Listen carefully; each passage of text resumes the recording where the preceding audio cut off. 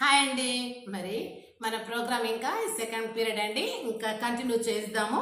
అదేవిధంగా దేశ పాలకులు సరిగా ఉంటే, నిస్వార్థ పాలన చేసినప్పుడే ఆ దేశము ఔన్నత్యంగా ఉంటుందండి, అభివృద్ధి దశలో ఉంటుంది. ఏ ఇరుగు పొరుగు రాజ్యాల వాళ్ళు అంటే దేశాల వాళ్ళు కూడా ఆ దేశం స్టాండర్డ్గా ఉందంటారు.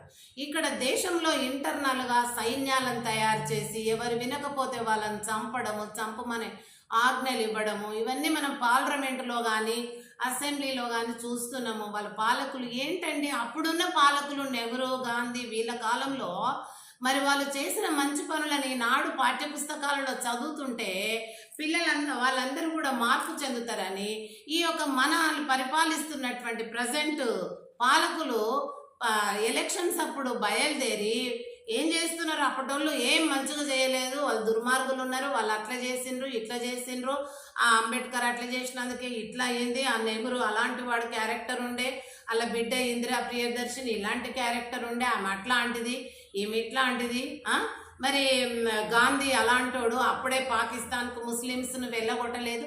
ఇలాంటివన్నీ విమర్శనాత్మకమైనటువంటి చరిత్ర వాళ్ళను పోయినాక వాళ్ళు అమరులయ్యి వెళ్ళిపోయారు. వాళ్ళు వేసిన పాటలు మనం నడిచేది పోయి వాళ్ళని తిట్టుకుంటా తలుగుతున్నారు మన పరిపాలకులు. ఎందుకంటే వాళ్ళు స్వయంగా కాదు, వాళ్ళు పెట్టుకుంటారు కొంతమందిని కిరాయిలకు పెట్టుకొని వాళ్ళకు డబ్బులు చల్లి వీధి వీధి గల్లి గల్లిన ప్రచారం చేయిస్తూ యూట్యూబ్ల ద్వారా చెప్పడం వల్ల అప్పుడు ప్రజలు నిజంగా నెహ్రూ అలా ఉండిండేమో, ఇందిరాగాంధీ అలా ఉండిందేమో, గాంధీ ఇలా ఉండిండేమో, అంబేద్కర్ అలా ఉండిండేమో, సర్దార్ వల్లభాయ్ పటేల్ ఇలా ఉండిండేమో అని వాళ్ళ మీద చెడ్డ ఒక బ్యాడ్ ఇంప్రెషన్ పడే విధంగా ప్రజలను ఈ విధంగా వాళ్ళు నష్టపరుస్తున్నారండి, వాళ్ళ వైపుకు త్రిప్పుకుంటున్నారు.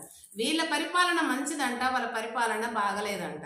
వాళ్ళు చేసిన త్యాగాలు మంచివి కావంట, వీళ్ళు చేస్తున్న త్యాగాలు అబ్బా అంత అమరమైనటువంటి అంట. మరి ఇటువంటి పరిపాలన ఉంటే రేపు ఎలా అవుతుంది అనేది మనం ఆలోచించాలండి. ప్రజలందరూ కూడా ఇక ప్రజల్లోనికి వెళ్తున్నారు, యూట్యూబ్ల ద్వారా చేస్తున్నారండి. వాళ్ళ యొక్క చరిత్రలంతా దేశ నాయకులవి చెడుగా వక్రీకరించి ప్రచారం చేస్తున్నారు. అంటే ఇప్పుడు దేశ సంపద అంతా కూడా ఎవరిది ఉండాలా, మన దేశ పాలకులదే ఉండాలి. దేశం అంతా ఆ సంపద వనరులన్నీ వీళ్ళ దగ్గర ఉండాలి. వీళ్ళే ఏం చేస్తారు, వేరే వేరే దేశాల లోపల స్విస్ బ్యాంక్లో కానీ మరి అన్ని అమెరికా అటువంటి దేశాల లోపల ఆస్తులు కొని పెడతారు. వీళ్ళ అనంతరము ఇక వాళ్ళు ఒకవేళ దేశం అంతా లూట్ అయిపోతుంది, ఇక ఈ దేశ నాయకులే పీక్ తింటారు. లూట్ అయిపోయినాక అప్పుడు గతి లేని దేశం అయినప్పుడు వాళ్ళు వాళ్ళ కుటుంబాలతో సహా ఆ దేశాలలో